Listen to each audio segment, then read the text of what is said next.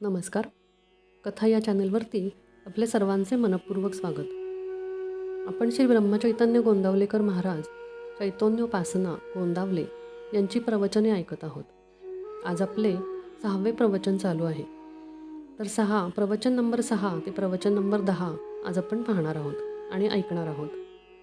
आपल्या सर्वांना जर कथा चॅनलवरच्या कथा, संत साहित्य, चरित्र ऐकायला आवडत असेल तर माझ्या चॅनलला नक्की सबस्क्राईब करा आणि शेअर करा. भविष्यामध्ये अशा अनेक कथा आणि चरित्र तुम्हाला ऐकायला मिळणार आहे.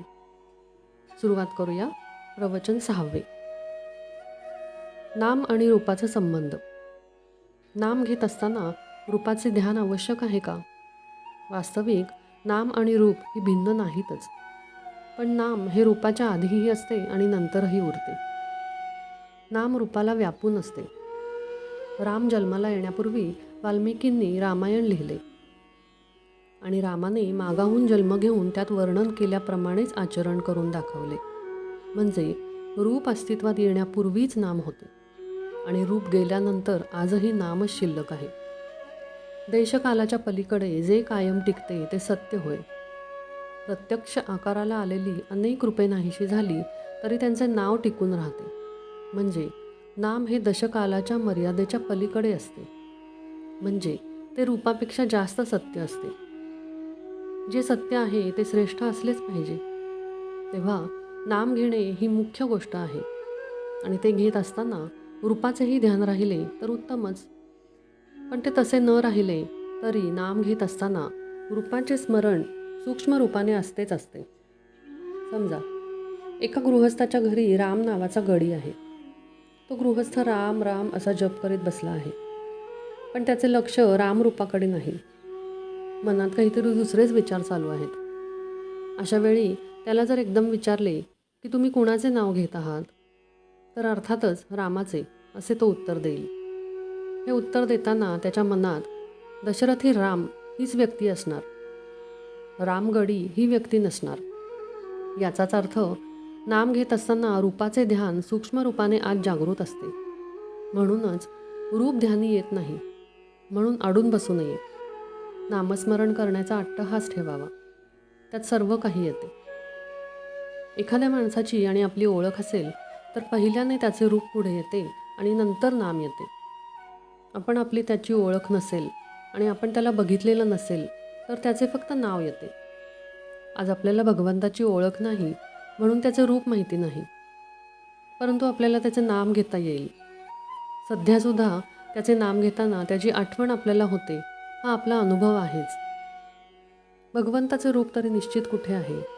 एक राम काळा, इतर एक राम गोरा असतो. एक राम लहान तर एक मोठा असतो, पण सर्व रूपे एका रामाचीच असतात. भगवंत स्वतः अरूप आहे, म्हणून जे रूप आपण त्याला द्यावे तेच त्याचे रूप असते. यासाठी आपण कोणत्याही रूपामध्ये त्याचे ध्यान केले तरी चालते. नामातून अनंत रूपे उत्पन्न होतात आणि अखेर त्यामध्येच ती लीन होतात. म्हणून भगवंतांचे नाम श्रेष्ठ आहे की त्याचे नाम तुम्ही आवडीने अखंड आणि आनंदात घेत राहा. तात्पर्य: दानात दान अन्नदान, उपासनेत उपासना सगुणाची उपासना आणि साधनात साधन नामस्मरण. श्रीराम जय राम जय जय राम. प्रवचन 7. श्रीराम जय राम जय जय राम. नामाचे प्रेम येण्यासाठी खरी कळकळ पाहिजे. नामाचे प्रेम का येत नाही हा प्रश्न बहुतेक जण विचारतात, पण थोडासा विचार केला तर असे लक्षात येईल की हा प्रश्नच बरोबर नाही आहे. मूल न झालेल्या बाईने मुलाचे प्रेम कसे येईल असे विचारण्यासारखाच हा प्रश्न आहे. मूल झाले की प्रेम त्याच्याबरोबरच येत असते. तेव्हा मुलाचे प्रेम कसे येईल हा प्रश्न करण्याऐवजी मूल कसे होईल याचाच विचार करणे बरोबर ठरेल. आपण सुद्धा प्रश्न विचारायचाच असेल तर रामाचे प्रेम, नामाचे प्रेम कसे येईल असा करण्याऐवजी मुखी नाम कसे येईल असा प्रश्न करणे बरोबर होईल. मुखी नाम यायला वास्तविक आडकाठी कोणाची आहे? तर दुसऱ्या कोणाचीही नसून आपली स्वतःचीच आहे. वास्तविक एकदा नाम घ्यायचे ठरवून सुरुवात केली की झाले. पण तसे होत नसेल तर दोष दुसऱ्या कोणाचा नसून आपला स्वतःचाच आहे. म्हणून नाम घेणे हे आपले काम आहे, पण त्याच्या पाठोपाठ येणे हा प्रेमाचा धर्मच आहे. जसे आईच्या बाबतीत मूल आणि प्रेमाचा पान्हा ही निराळी असूच शकत नाहीत, तसे नाम आणि त्याचे प्रेम ही एकमेकांना सोडून राहू शकत नाहीत. ह्यावरून एक गोष्ट अशी ठरली की प्रेम का येत नाही याचे उत्तर आमच्याजवळच आहे, आणि ते म्हणजे नाम घेत नाही म्हणून. यावर कोणी असे म्हणेल की आम्ही नाम घेतोच आहोत, तरीही प्रेम का येत नाही, हे विचारणे ठीक. पण आता आम्ही जे नाम घेतो म्हणून म्हणतो त्याचा विचार केला तर काय दिसेल? पोटी जन्माला आलेल्या मुलाबद्दल जसा कळवळा असतो, तसा नामाबद्दल आपल्या ठिकाणी कळवळा नसतो. सर्व संतांनी किंवा आपल्या गुरूंनी नाम घ्यावे असे सांगितल्यामुळे आपण ते घेतो, किंवा दुसरे काही करायला येत नाही म्हणून घेतो, इतकेच. अर्थात तसे घेतले तरी आज ना उद्या आपले काम होईलच, पण प्रेम काही येत नाही.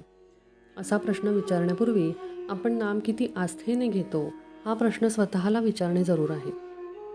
एखाद्या बाईला फार दिवसांनी मूल झाले तर त्याच्या बाबतीतच जी तिची स्थिती होते ती नामाच्या बाबतीत आपली होणे जरूर आहे.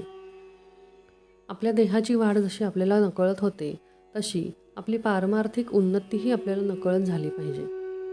ती कळली तर सर्व फुकट जाण्याचा संभव असतो. परमार्थात मिळवण्यापेक्षा मिळवलेले टिकवणे हे जास्त कठीण आहे. ज्याला मी काहीतरी झालो असे वाटते, तो काहीच झालेला नसतो. अशा माणसाने फारच सांभाळले पाहिजे. तात्पर्य: नवऱ्याला देव आवडत नाही म्हणून बायकोने नामस्मरण सोडण्याचे कारण नाही. तिने नाम घेतले तर धर्म सोडला असे न होता उलट संसार सुखाचा होईल. श्रीराम जय राम जय जय राम. प्रवचन 8. श्रीराम जय राम जय जय राम. नामाचे प्रेम नामाच्या सहवासाने येईल. नामाचे प्रेम येण्यासाठी आपल्या प्रेमळ आईकडेच बघा. मुलाला जरा ताप आला तरी आईच्या पोटात धस्स होते. अन्न गोड लागत नाही, झोप लागत नाही, अशा अनेक गोष्टी होतात. थोडक्यात तिला सर्व बाजूनी अस्वस्थता उत्पन्न होते. नाम घेण्यात थोडा व्यत्यय आला तर आपली स्थिती तशी होते का, याचे उत्तर आपल्याला स्वतःकडूनच मिळण्यासारखे आहे. नाम घेणे हा माझा धर्म आहे, ते माझे आद्य कर्तव्य आहे. त्याच्याशिवाय जगणे म्हणजे मेल्यासारखेच आहे. नाम घेण्यात माझे अत्यंतिक हित आहे. किंबहुना मी नामाकरताच जन्माला आलो आणि तद्रूपच होऊन जाईन, इतक्या प्रज्वलित भावनेने नाम घेणे जरूर आहे. आणि मग प्रेम आले नाही ही गोष्ट शक्यच नाही. प्रेम येत नाही याचाच अर्थ हा की आम्ही नाम खऱ्या आस्थेने घेतच नाही. या सर्वांवर उपाय म्हणजे नाम घेण्याच्या निश्चयाने ते जसे येईल तसे घेत राहणे. तेच नाम आपल्याला एक एक पाऊल पुढे घेऊन ध्येय गाठून देईल. परिस्थिती चांगली आली म्हणजे नाम घेईन असे म्हणणारा मनुष्य नाम कधीच घेऊ शकत नाही. नाम हे मनात किंवा उच्चार करूनही घेता येते. नामात राहावे म्हणजे अंतःकरणाची शुद्धता होईल, आणि अंतःकरण शुद्ध झाले की भगवंताचे प्रेम येईल. नुसत्या पुष्कळ जपापेक्षा विवेकाने आणि विचाराने आलेले नाम नामात असणे जरूर आहे. खरे म्हटले म्हणजे नामातच नामाचे प्रेम आहे. ताकात लोणी असतेच, फक्त ते वर दिसत नाही.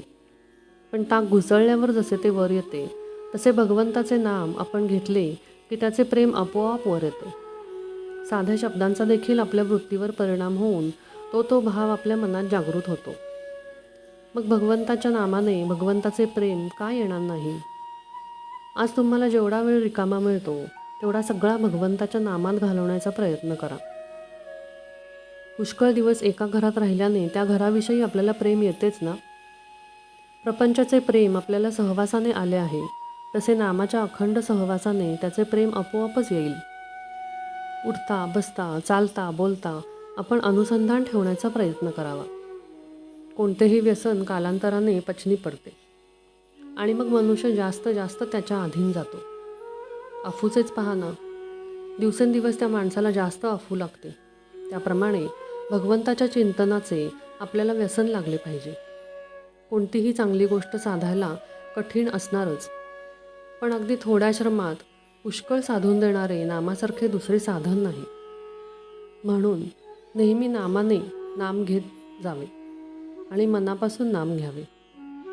तात्पर्य: नामाचे प्रेम यायला एक, गुरूंना ते आवडते म्हणून घ्यावे किंवा दुसरे, नामातच माझे कल्याण आहे या भावनेने घ्यावे. श्रीराम जय जय राम. प्रवचन 9. श्रीराम जय जय राम. नाम व विकल्प.